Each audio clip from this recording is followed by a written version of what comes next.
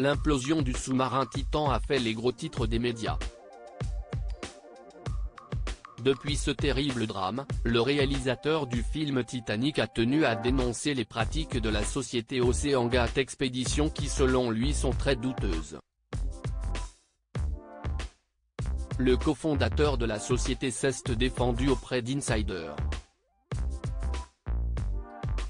Alors que James Cameron, réalisateur du film Titanic a énormément critiqué le cofondateur d'OceanGate Expeditions sur son entreprise et sur ses submersibles, Guillermo Zonelin a tenu à répliquer et à se défendre selon le Daily Mail. Auprès d'Insider, le cofondateur d'OceanGate a déclaré que le réalisateur était un explorateur des océans très expérimenté et un sous-marinier lui-même, mais il ne sait rien d'OceanGate et de ce genre de choses. Le discours des médias sur le manque de sécurité est basé sur David Lockridge, Will Connon de la Marine Technology Society, James Cameron, qui ne connaît rien à tout cela, et Carl Stanley. 4 personnes, a déclaré Monsieur Zonelin, qui a fondé l'entreprise avec Stockton Rush en 2009. Pour rappel, James Cameron a effectué plus de 30 plongées en eau profonde sur l'épave du Titanic. Il a critiqué OceanGate et son manque de procédures de sécurité pour le sous-marin Titan, qui a disparu le 18 juin, a implosé et tué les 5 membres de son équipage. Après cette tragédie très médiatisée, il est apparu que Will Connon, président de la Marine Technology Society, avait envoyé à M. Rush une lettre d'avertissement expliquant comment, selon lui, le PDG trompait le public sur le fait que le Titan répondait aux normes de sécurité de l'industrie.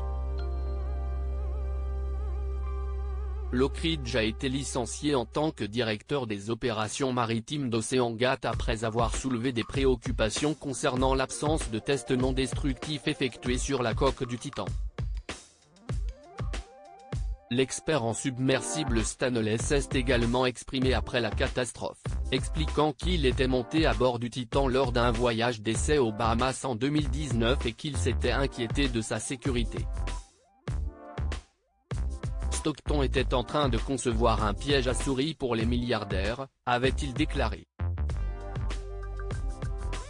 Des choix dangereux ? Agacé, le cofondateur d'OceanGate a répliqué, en 15 ans, cette société a probablement employé 200 personnes et en a fait plonger des dizaines. Et vous n'entendez parler que de 4 personnes.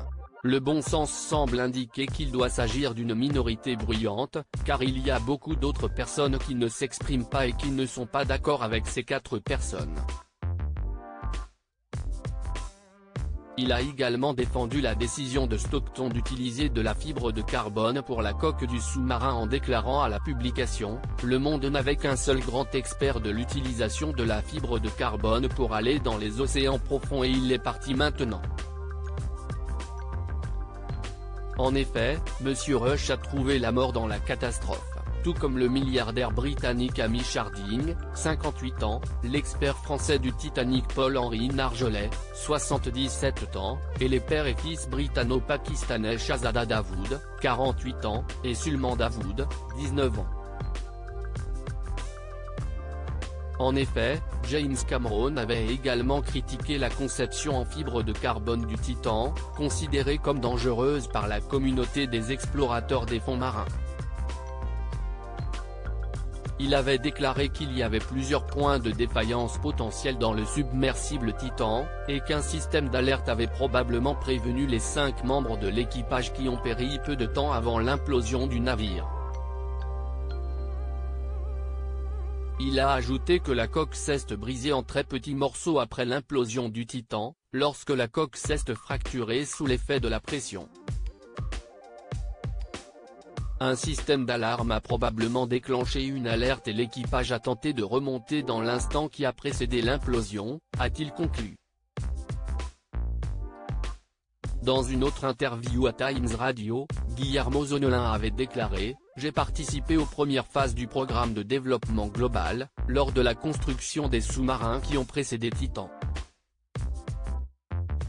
Je sais, par expérience, que nous étions extrêmement attachés à la sécurité et que la réduction des risques était un élément clé de la culture de l'entreprise.